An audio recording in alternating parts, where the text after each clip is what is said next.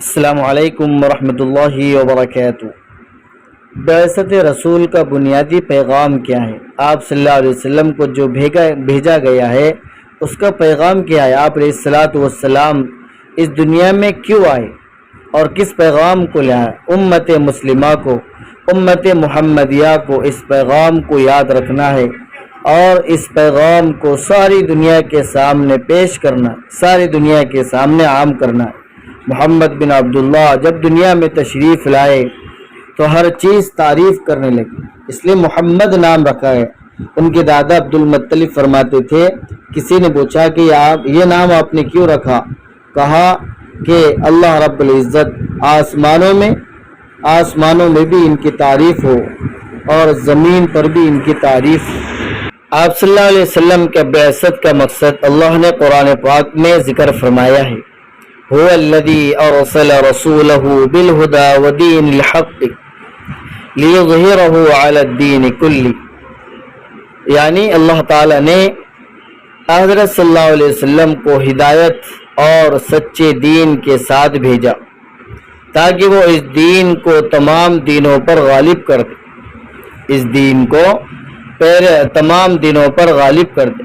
ناظرین، اللہ کے نزدیک دین اسلام ہی محبوب اور پسندیدہ ہے۔ اللہ نے فرمایا ان الدین عند اللہ الاسلام، گویا بعثت رسول کا مقصد غلبہ دین ہے، دین کو غالب کرنا ہے، یعنی اسلامی فکر کو تمام افکار پر، اسلامی تعلیمات کو تمام تعلیمات پر، اسلامی قانون کو تمام قانون پر، اسلامی تہذیب کو تمام تہذیبوں پر غالب کرنا ہے۔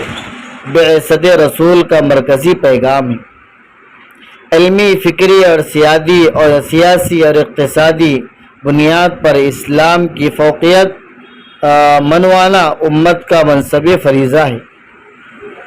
کاش کہ امت مسلمہ اس پیغام بعثت کا ادراک اور احساس کر سکے۔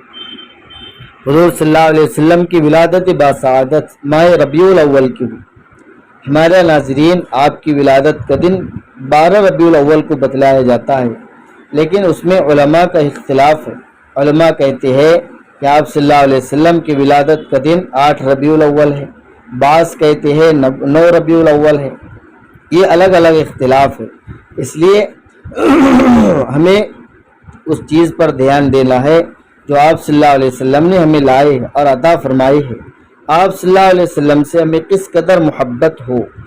ارشاد خداوندی ہے، النبی اولا بالمؤمنین من انفسہم، سورۃ الاحزاب، یعنی ایمان والوں پر نبی کریم صلی اللہ علیہ وسلم کا حق سبھی جانوں سے زیادہ ہے۔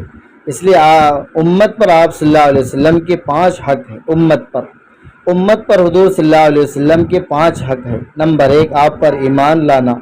نمبر 2، آپ کی ہر بات کی تائید اور تصدیق کرنا، یعنی سچ ماننا۔ نمبر 3 ہے آپ سے محبت کرنا۔ نمبر 4 ہے آپ کی تعظیم کرنا۔ نمبر 5 ہے آپ کی اطاعت کرنا۔ محبت کتنی ہے؟ رسول اللہ صلی اللہ علیہ وسلم فرمایا، لا یؤمن احدکم حتی اکون احب الی من والدہ وولدہ والناس اجمعین، یعنی تم میں سے کوئی شخص اس وقت تک مومن نہیں ہو سکتا جب تک کہ وہ اپنے والدین، اپنے اولاد، جمیع امت سے زیادہ مجھ سے محبت نہ کرے۔